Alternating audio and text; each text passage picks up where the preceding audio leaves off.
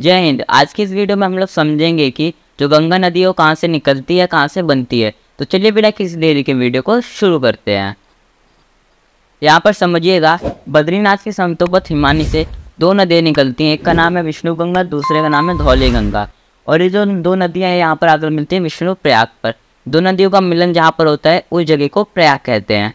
और यहाँ पर ये जो प्रयाग है, यहाँ पर दो नदियाँ जब मिलती हैं विष्णु गंगा और धौली गंगा, यहाँ पर इसका नाम अलकनंदा बन जाता है। वो इस वजह से क्योंकि जहाँ पर दो नदियाँ मिलती हैं उसमें से जो नदी ज़्यादा गहरी होती है उस नदी के नाम से वो नदी आगे बढ़ने लग जाती है। और अगर वहाँ पर दोनों नदियों की गहराई जो है वो समान हुई तो वहाँ पर एक नया नाम दोनों नदियों को दिया जाता है जिसके नाम से वो आगे बढ़ती है। तो यहाँ पर इसे अलकनंदा नाम दे दिया जाता है। अलकनंदा नाम से ये आगे बढ़ती है। तो कुछ देर आगे बढ़ने के बाद यहाँ पर एक नंदाकिनी नाम की एक नदी है। नंदाकिनी मंदाकिनी नहीं, यहाँ पर कन्फ्यूज ना होइएगा। नंदाकिनी नाम की जो नदी है वो यहाँ पर आकर मिलती है नंद प्रयाग पर। और क्योंकि यहाँ पर नंदाकिनी कम गहरी है इस वजह से अलकनंदा नाम से ये नदी आगे बढ़ती है। और थोड़ा आगे बढ़ने के बाद यहाँ कर्ण प्रयाग पर एक और नदी है, पिंडार नाम की नदी यहाँ पर आकर मिल जाती है। और क्योंकि यहाँ पर अलकनंदा ज़्यादा गहरी है तो ये अलकनंदा नाम से ही आगे बढ़ती है। फिर और आगे बढ़ने के बाद केदारनाथ से एक और नदी आती है मंदाकिनी। और ये मंदाकिनी नदी आकर यहाँ पर मिल जाती है रुद्रप्रयाग पर अलकनंदा से। और यहाँ पर क्योंकि अलकनंदा ज़्यादा गहरी है इस वजह से अलकनंदा नाम से ये नदी आगे बढ़ती है।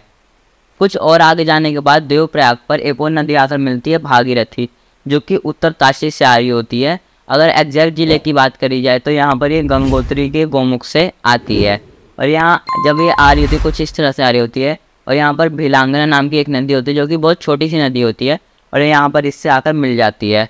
और ये भागीरथी नाम से आगे बढ़ती है और यहाँ पर ये आकर देवप्रयाग में मिलती है अलकनंदा से। और क्योंकि यहाँ पर जो दोनों नदियों की जो गहराई है वो समान हो जाती है इस वजह से यहाँ पर एक नए नाम से बढ़ती है जिसका नाम होता है गंगा। और ये गंगा नाम से आगे बढ़ती है इस वजह से यहाँ से गंगा का निर्माण होता है दोस्तों। तो आप देख सकते हैं कि यहाँ पर जो गंगा है वो कहीं से निकलती नहीं है, कई नदियों का समूह है गंगा। और जो भागीरथी है जिसे उत्तरकाशी के जो लोग हैं इसे भागीरथी को ही गंगा नदी समझते हैं। और जो बंगाल के लोग हैं वो गंगा नदी को भागीरथी समझते हैं। और शास्त्रों में कई जगह जो गंगा नदी है उसे भागीरथी नाम से भी बुलाया गया है। जो गंगा नदी है कई नदियों का समूह है। और ये जो नदियाँ हैं पहाड़ी इलाकों से निकल कर आती हैं।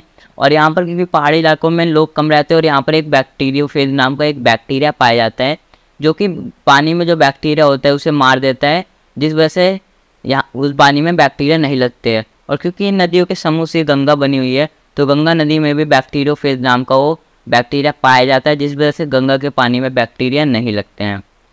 तो दोस्तों अगर आपको ये जानकारी पसंद आई हो, समझ आई हो तो हमारे चैनल को सब्सक्राइब करिएगा, वीडियो को लाइक करिएगा।